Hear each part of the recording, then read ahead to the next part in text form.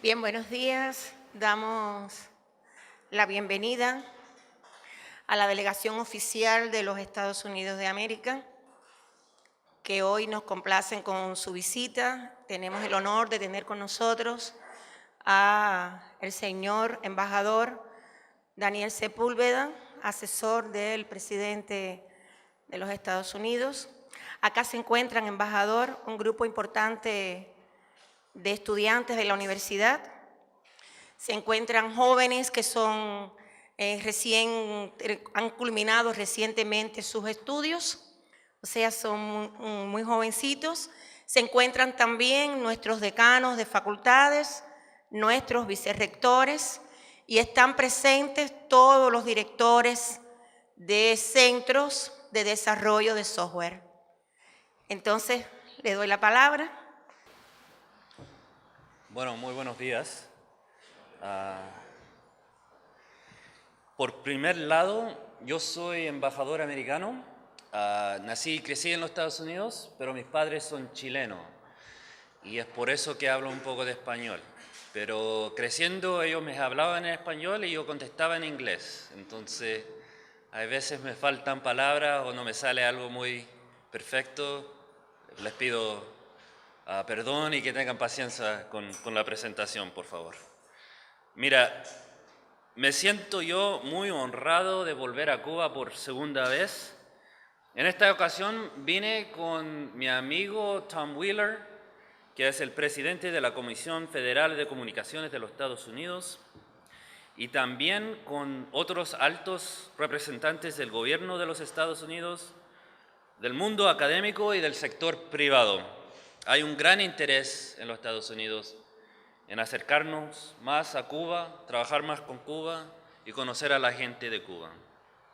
El presidente Obama ha adoptado medidas de consecuencias históricas al cortar las cadenas del pasado para así trazar un nuevo rumbo en las relaciones entre los Estados Unidos y Cuba que trascienda en la participación y el empoderamiento del pueblo cubano.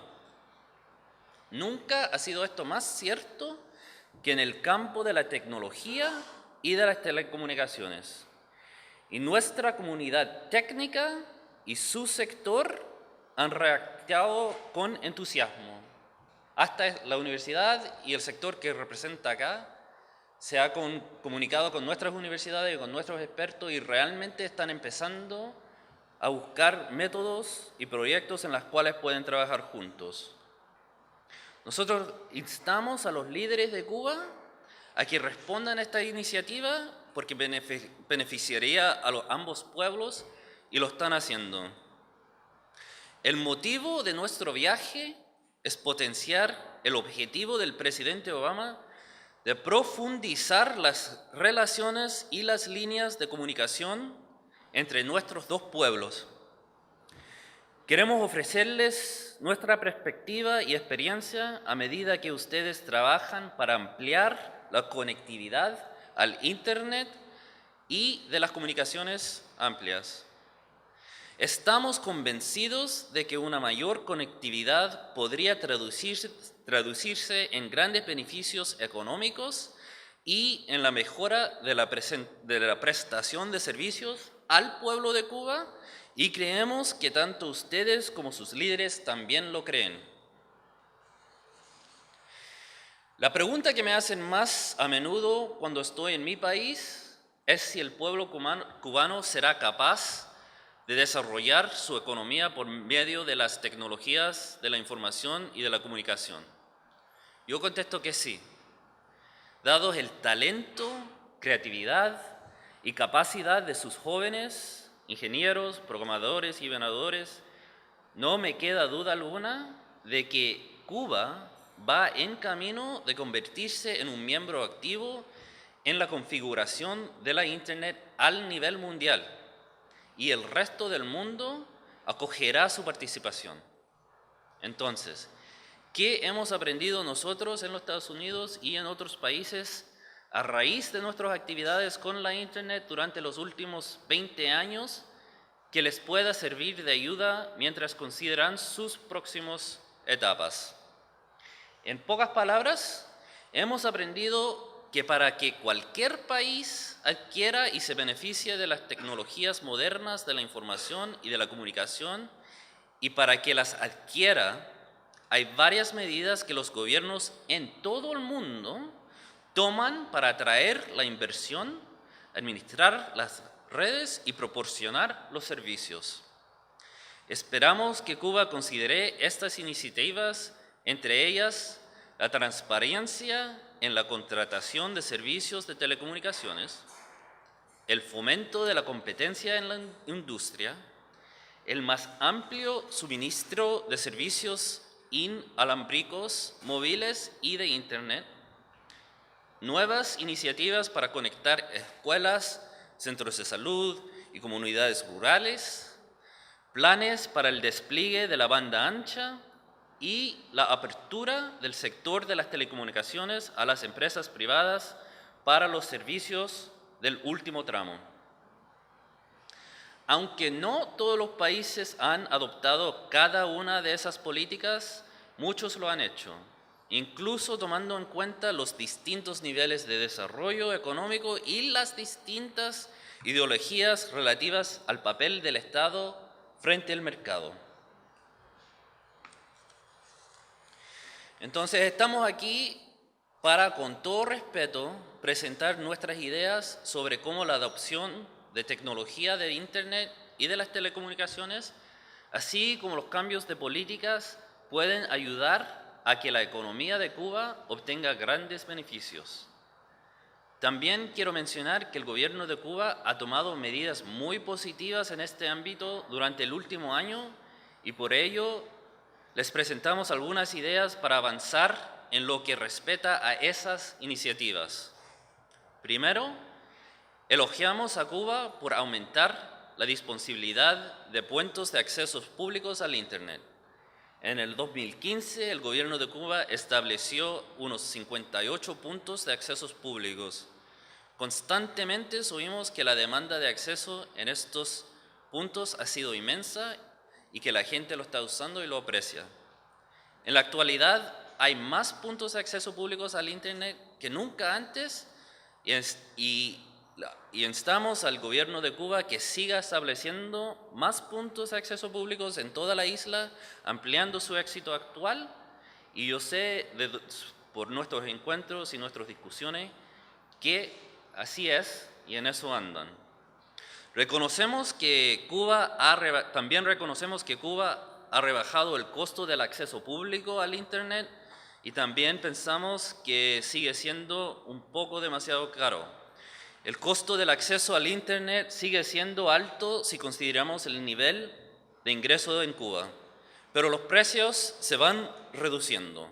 Cuando el gobierno de Cuba estableció los 35 puntos de acceso públicos, también redujo la tarifa por hora desde $4.50 a la hora a $2, algo muy positivo. Pero de hecho, esto significa que todavía le cuesta a un cubano corriente alrededor de 10% de su salario mensual acceder al Internet. Sin embargo, el costo por hora para acceder al sistema intranet en Cuba solo cuesta unos 60 centavos. Reducir el costo de los puntos de acceso públicos Wi-Fi para tener mayor acceso a la Internet mundial sería un gran avance en la mejora de la tasa de acceso a la Internet de Cuba, así como en su uso. Tercer punto. Cuba está invirtiendo en la tecnología DSL y vemos una auténtica oportunidad para integrar tecnologías más modernas y así avanzar su estrategia relativa a la banda ancha.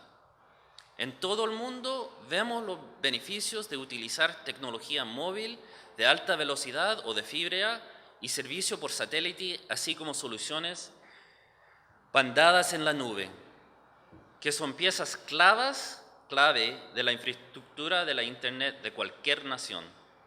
Cada vez más, para conseguirlo, las naciones hacen uso de inversión extranjeras directas y de entidades mixtas y Cuba podría considerar cambios de política para atraer este tipo de inversión y permitir esta clase de entidades mixtas, y lo conversamos mucho en los últimos 3 días.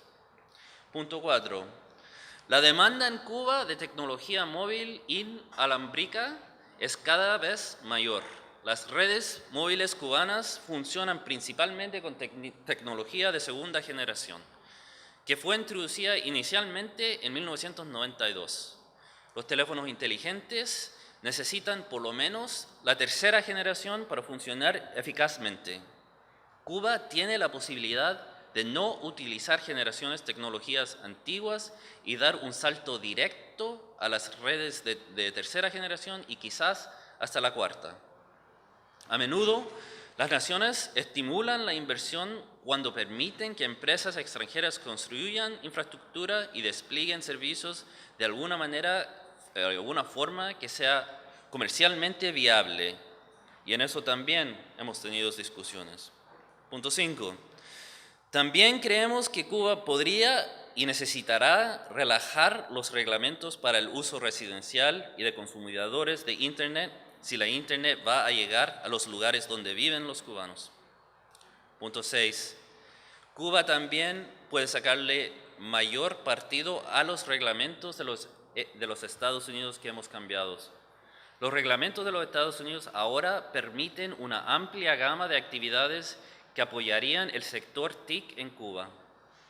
Si aprovecha estos cambios, Cuba puede disfrutar de comunicaciones de vanguardia y acelerar su participación en la comunidad mundial del Internet.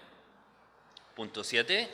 Cuba ha avanzado en la actualización de su infraestructura y se beneficiará aún más con un nuevo cable submarino desde Miami a La Habana. Unir a Cuba directamente con los Estados Unidos aumentaría la capacidad en Cuba y permitiría que el encaminamiento del tráfico sería más eficaz. El vínculo internacional adicional serviría un propósito vital en cuanto a la necesidad de tener redundancia en la red y en la preparación para emergencias. Y mi último punto. Nosotros pensamos y creemos que las personas necesitan libre acceso para poder conseguir todo el beneficio económico de las inmensas fuentes de información y de las herramientas en la Internet.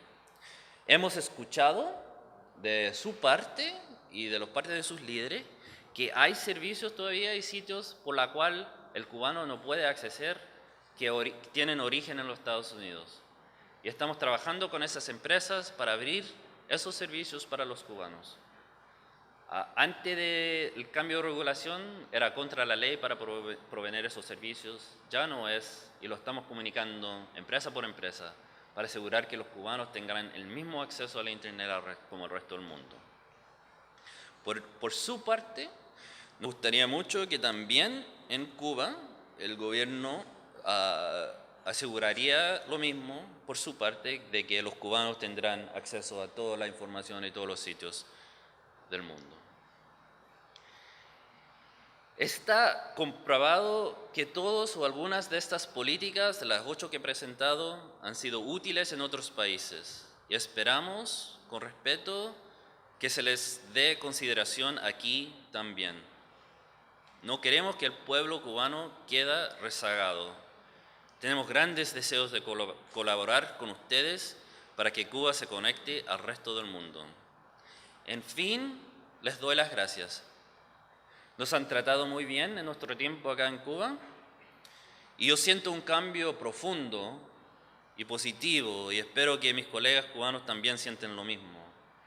Y espero que en este último año de la presidencia de mi jefe, del presidente Obama, podremos llegar a un punto mucho más cercano de que hemos tenido en la historia de nuestros países. Muchas gracias. Si tienen preguntas, también los puedo tomar.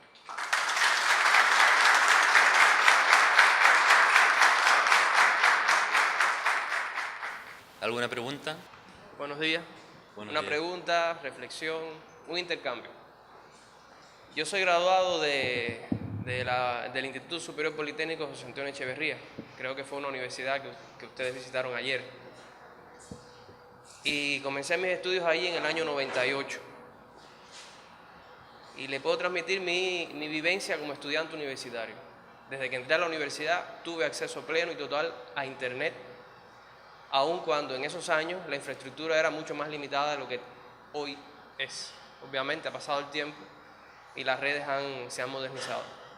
Pero es importante porque sentimos que a veces se hacen planteamientos que no consideran la integralidad del esquema en el que hemos estado viviendo y las limitaciones en las que se ha venido desarrollando Cuba.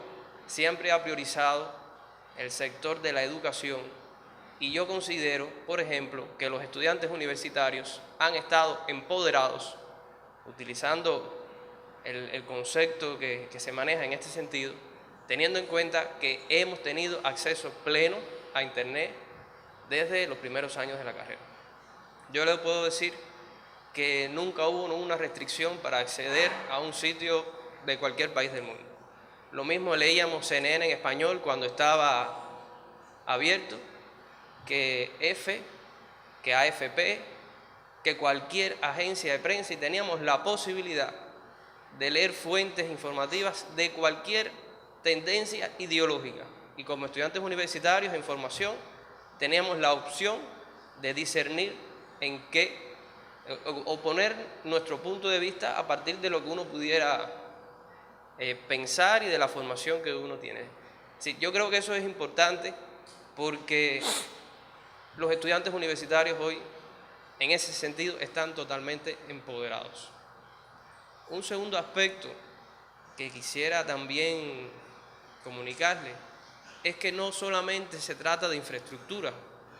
Cuba está totalmente convencida desde hace mucho tiempo que para poder avanzar en la informatización del país necesita de esa infraestructura. Porque sin infraestructura no podemos colocar servicios en la nube o no podemos llegar al último ciudadano. Pero yo creo que la propuesta debe ser más integral, porque no basta solamente con infraestructura. Tenemos que tener acceso a esas tecnologías que nos pueden hacer más viables crear la infraestructura. Tenemos que tener acceso a los financiamientos que nos puedan hacer más viables esa infraestructura. Le puedo poner un ejemplo, porque en la conversación en la mañana hablábamos, un poco antes de llegar acá, hablábamos de los bancos que estaban en Estados Unidos y con los que había determinadas limitaciones. Pero es que no podemos negar que lo que nosotros denominamos bloqueo y que se denomina embargo en otros lugares, tiene un carácter disuasivo, que aun cuando hay empresas que no están radicadas en los Estados Unidos, temen el comercio con Cuba. Y podemos poner ejemplos, es decir, no solamente es el hecho de que no podamos intercambiar con instituciones norteamericanas, sino que otras instituciones que no son norteamericanas, por temores a que puedan existir represalias económicas, financieras, con ellas no nos han permitido acceder. Yo les voy a poner un ejemplo. Nosotros tuvimos la oportunidad casi de ser en América Latina una de las primeras instituciones que utilizó la tecnología para arquitecturas orientadas a servicios. Y utilizábamos una plataforma de una compañía que se llama WSO2, radicada en Sri Lanka, pero que tiene filiales en el Reino Unido y en Estados Unidos. Cuando intentamos acercarnos a ellos para ofrecer servicios en América Latina en español, porque teníamos personas preparadas en ello, recibimos igual un correo de que no se podía trabajar precisamente porque, bueno, por lo que sabemos que ha limitado el comercio. Y no es una empresa norteamericana, sencillamente tiene una filial en los Estados Unidos y ese carácter disuasivo pues limitó que hayamos tenido más desarrollo. Yo creo que el tema de informatizar Cuba es un deseo nuestro, pero es un deseo que va mucho más allá de lo que podamos poner en materia de infraestructura. Es una problemática mucho más integral. Y yo lo que sí le puedo transmitir es que agradecemos la buena voluntad que existe para levantar determinadas restricciones, pero que esas restricciones tienen que ser mucho más integrales, porque si no, solamente nos centramos en un aspecto que no es en esencia la solución conceptual de nuestro problema. Muchas gracias por su presencia y por la delegación que lo acompaña. Bueno, muchas gracias por la presentación y por sus pensamientos. Mira, obviamente el desarrollo de un país, o de un ser humano, o de un pueblo, se trata de mucho más de que sí o no tienen acceso al Internet, o de que sí o no tienen acceso a fibra óptica. Mi trabajo, lo que tengo cargo yo, es sobre la infraestructura de tecnología y telecomunicaciones. Y entiendo y reconozco que Cuba ha hecho lo que puede con lo que tiene y que ha hecho mucho con lo que haya tenido. Y también reconozco que la apertura que hemos podido hacer bajo el embargo del poder del presidente no ha sido total. Y también reconozco que si fuera total, sería más útil para la gente de Cuba. Todo lo reconozco.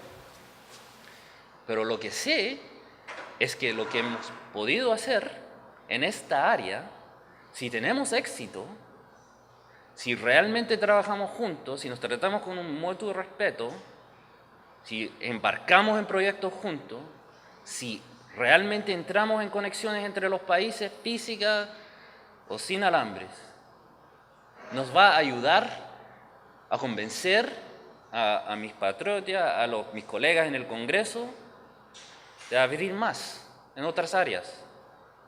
Y yo creo profundamente que esta área del sector, estos servicios, pueden ayudarle a Cuba en todos los otros sectores. O sea, sí, obviamente, la salud, la habitación, la educación, son mucho más importantes para la vida de tu hijo, de si sí o no tiene acceso al Internet. Porque a lo mejor va a ver qué pasa con Messi o andar en Facebook. Pero con eso empieza la utilización de un herramienta que sí le va a poder ayudar con su educación, con obtener trabajo, con obtener los servicios que le pasa al gobierno de Cuba. Entonces lo que estoy diciendo es que utilicemos esta oportunidad de apertura y de ahí podemos crear sobre eso. Pero también al mismo tiempo hay que reconocer que el tiempo es corto, que estas decisiones políticas viven dentro de un mundo que cambia. Y va a ser mucho más fácil asegurar el progreso si tenemos éxito. Y necesitamos empezar a mostrar movimiento con proyectos actuales. Y en eso andamos y es por eso que estamos en Cuba. Filiberto, director del Centro de Informática Médica de la Universidad.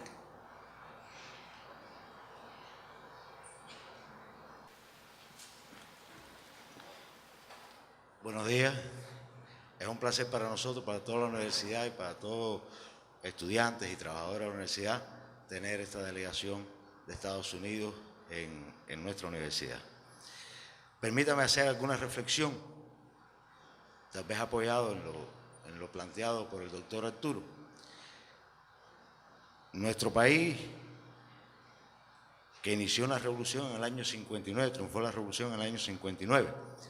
En ese momento, nuestro país, de apenas 6 millones de habitantes, un país monoproductor y dependíamos esencialmente de las exportaciones del azúcar, fundamentalmente a Estados Unidos, se vio envuelto desde los primeros años en una agresión permanente.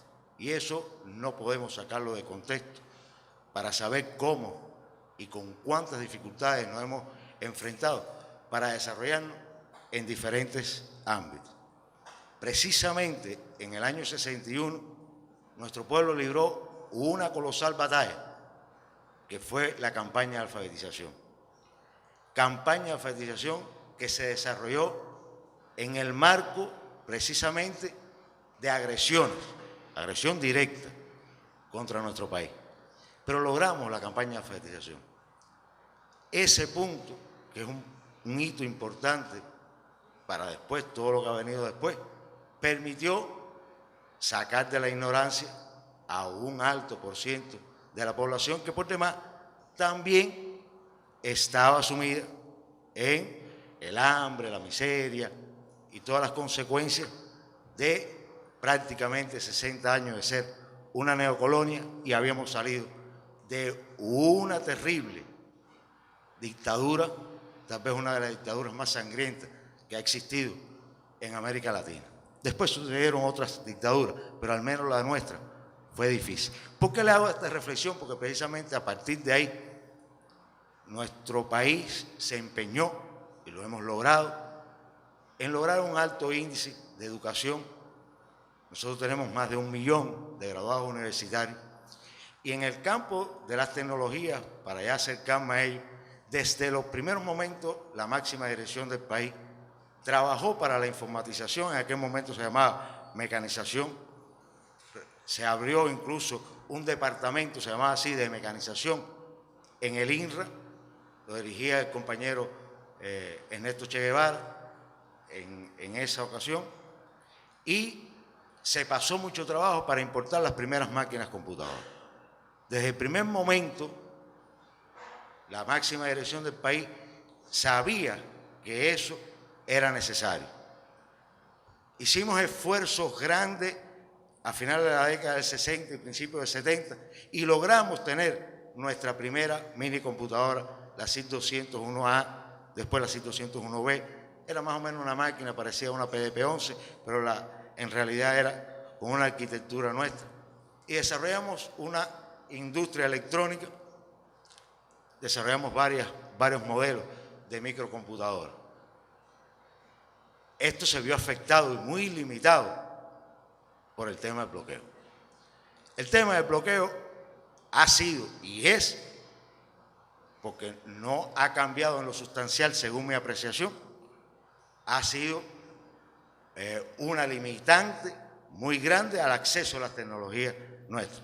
Después vinieron los años 90, nosotros tuvimos prácticamente que desechar esa industria electrónica, ya después de haber desarrollado un grupo de mini computadoras, y después con el cambio de tecnología en los años 90 también nos vimos muy limitados, porque no podíamos comercializar, no podíamos comprar componentes para los nuevos desarrollos, no teníamos acceso a información, o sea, se nos limitaba eso.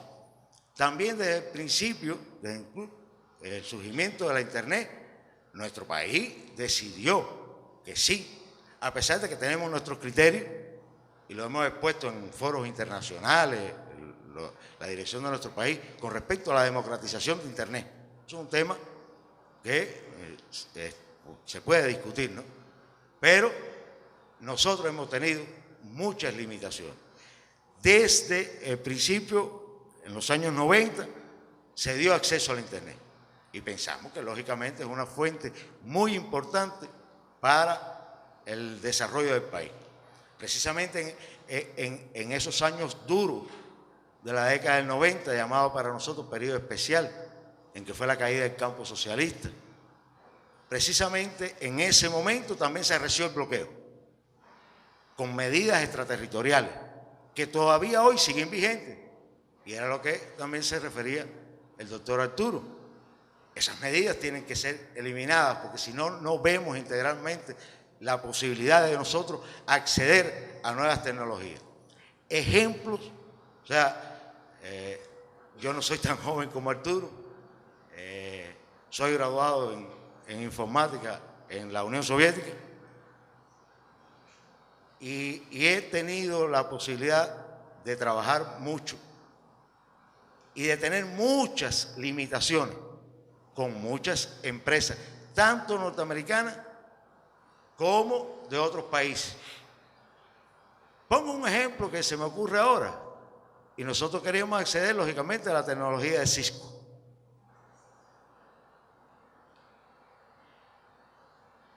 Para aquí, para otros proyectos que teníamos. Nosotros no nos podíamos reunir con Cisco, tuvimos que reunirnos con Cisco en un tercer país. Pero incluso a la hora de comunicarnos con ellos, me decían que no podía recibir correos que tuvieran .cu, ni en sus casas. Yo le decía en aquella oportunidad a ellos que bueno, a pesar que lógicamente nosotros estamos bloqueados, le decía, ustedes están también bloqueados porque no nos permitían las leyes tener comunicación. Nosotros vemos con mucha satisfacción y estamos convencidos de que es necesario el intercambio académico, la colaboración entre los pueblos. De eso estamos totalmente convencidos y estoy seguro que la dirección de nuestro país también. Y nosotros, por nuestra parte, haremos todo lo posible por coadyuvar a que estas relaciones fructifiquen, mejoren y, lógicamente, como entendemos que también es un beneficio para nuestro país, también es un beneficio para Estados Unidos, pues nosotros tenemos un personal muy capacitado, hemos hecho desarrollos en la informática que tienen también su valor y que podríamos poner a disposición del pueblo norteamericano. Muchas gracias. Muchas gracias a usted.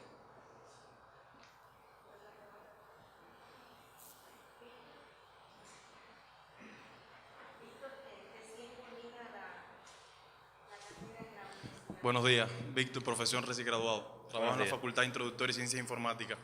Primero, bueno, agradecerle a ustedes por la visita. Para nosotros también es un honor que ustedes hayan decidido visitar la universidad.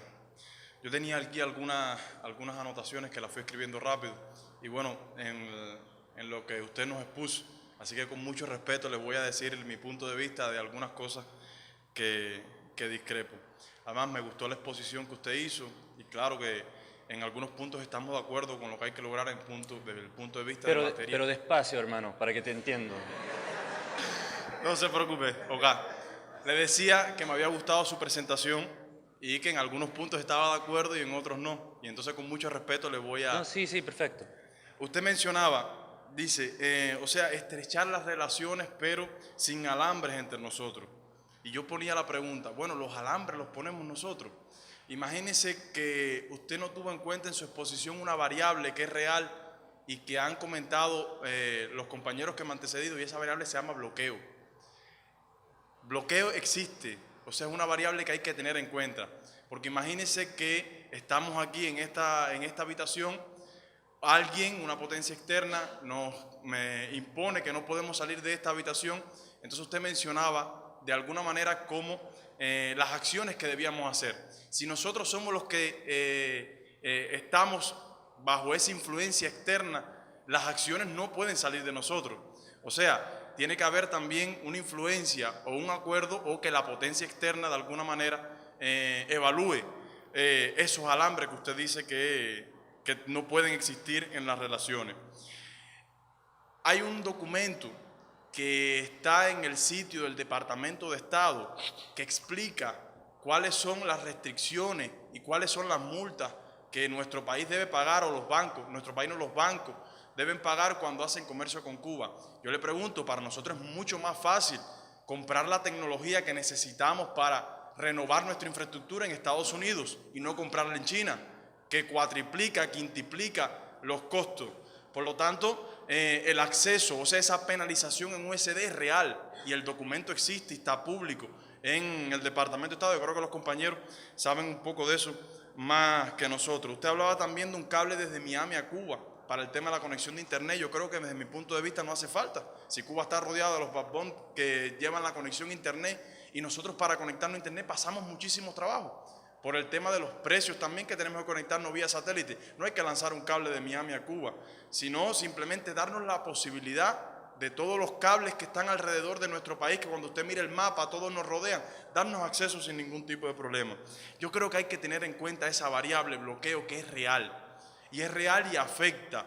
Si esas transacciones que pueden ser de alguna manera fácil, se hacen a veces millonarias de alguna manera. En octubre nosotros tuvimos las votaciones en la ONU y aplastantemente la comunidad internacional reafirmó que es hora ya de levantar el bloqueo y reconocen al bloqueo.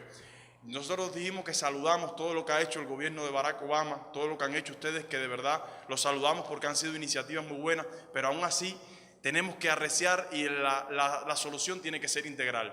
Yo nada más le quiero hacer una pregunta. Después de la intervención de nuestro ministro de Relaciones Exteriores en la ONU, que se realizaron las votaciones, el representante de los Estados Unidos ponía y decía que sigue siendo para los cubanos un pretexto el tema del bloqueo. Mi pregunta es si para ustedes el bloqueo es un pretexto de que nosotros no podamos desarrollar nuestra infraestructura, ¿por qué no nos quitan el pretexto? Gracias. Voy a necesitar traducción para qué es pretexto. What is it? I'm sorry?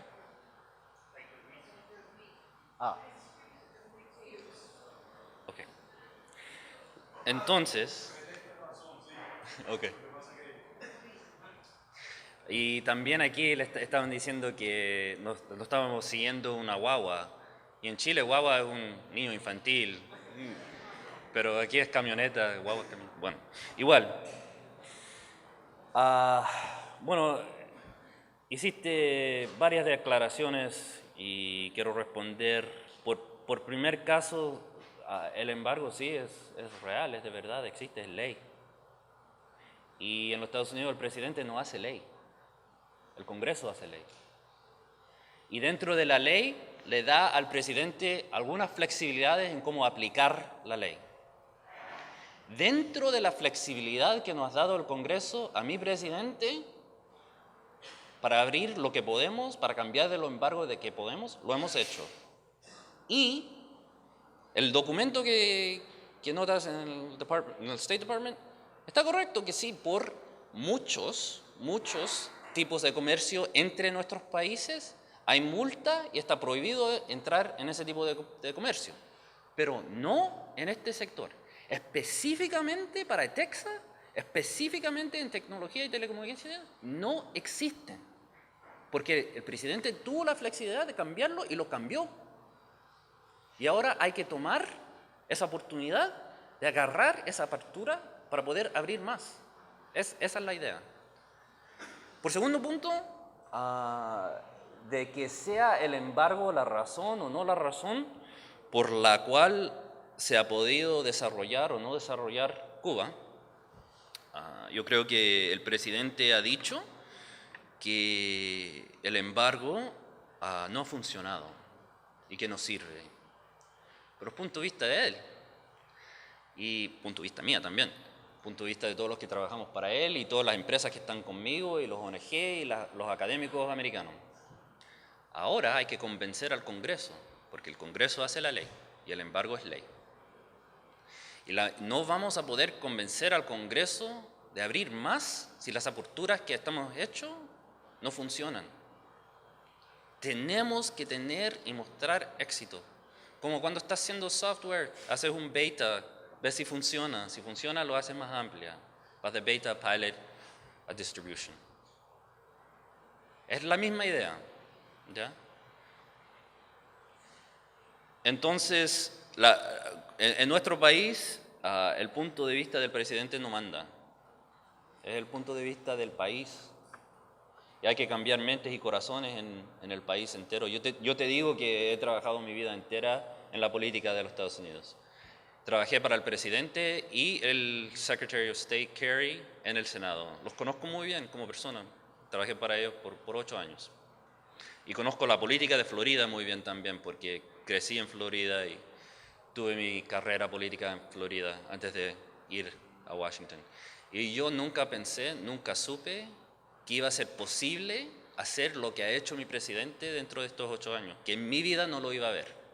Lo quise ver, pero no pensé que lo iba a ver. Fue un acto de courage, un acto de valor, tomar el paso, presentarse la mano a Cuba.